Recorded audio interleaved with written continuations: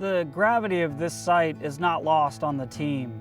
I'm here on the Angela site, where Angela, one of the first historically recorded Africans in English North America, lived and worked. She is listed on the 1624 muster. She was stolen off the Portuguese slave trader, 30-some Africans were, and then brought here to Jamestown in 1619. Each time I visit Montpelier, I'm inspired. It's a very unique place because it's almost as though it tells a story of American history. We have the father of the Constitution in juxtaposition to living right next door on the same property, on the same ground, for people who were enslaved. I've participated in 3 of the digs. Once you participate in a dig, for me it becomes a very spiritual experience because you are touching the earth and the artifacts that belong to the last enslaved person who was there. Descendants that we've involved through our public archaeology programs, and they've really become engaged with finding the physical remains of their ancestors. Very few written records that talk about slaves' daily lives. It's really the archaeology that we can uncover this. What we're really wanting to capture here with the archaeology is the everyday life of the enslaved community. What we're looking at right now is what we call the South Yard, which is the quarters for the house slaves that lived and worked here in the early 19th century. Our research department, our archaeologists are some of the best in the business, continually finding new records, new artifacts, engaging with new members of the descendant community who are either interested in our history or can actually link themselves genealogically back to Montpelier. We want to continue to add, continue to innovate, continue to try and understand how this founding era is woven into our American DNA. We have this new exhibition called The Mere Distinction of Color, which examines slavery in the founding era through the lens of the Constitution. It examines the local story of slavery, the Montpelier story, what we know about the folks who lived here and worked here.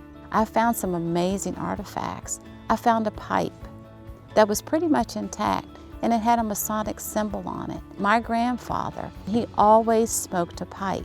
So when I was able to pull that pipe out of the earth with the dirt on it, it was like reaching my grandfather.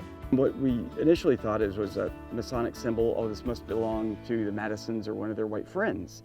And several of the folks there said, no, our African Americans have been part of Masonic lodges since the beginning of time. And we started looking into it, and sure enough, there's a Prince Hall Masonic Lodge that was started in the 18th century. And so all of a sudden this pipe took on a double layer of meaning. It was a tobacco pipe used for smoking tobacco. But for the individuals smoking it, it was part of their intellectual side. It was them realizing to be a Mason you had to be free. I mean, that's aspirational for an enslaved individual. And all of a sudden, you're capturing the thoughts, the desires, what the aspirations are for a group that hasn't been written about. And all of a sudden they're closer because of that. You can't tell the story of President James Madison and not share the humanity and the stories of the enslaved. They go hand in hand.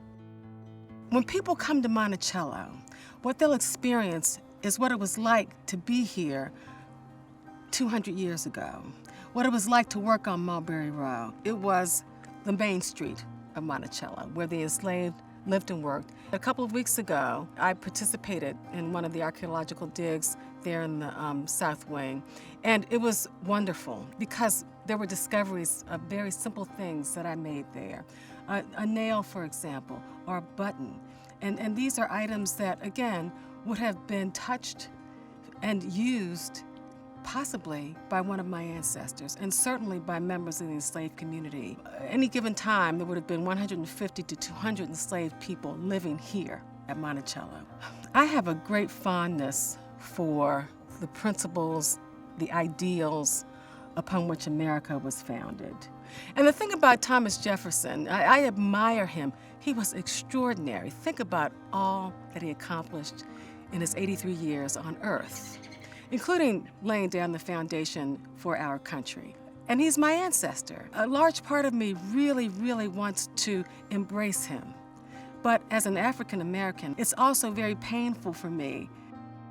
We're going to present you with Madison. We're not here to idolize the man. We're not here to desecrate his legacy. We're here to present an honest account of him and how he relates to America's founding. So it's important to understand where we came from to have a better idea of why we are where we are. The historic documents are very gray towards other folks, first peoples, first Africans, women, and children. And when we're excavating, we're finding evidence of that, and it fleshes out that story that is truly American. It's our history.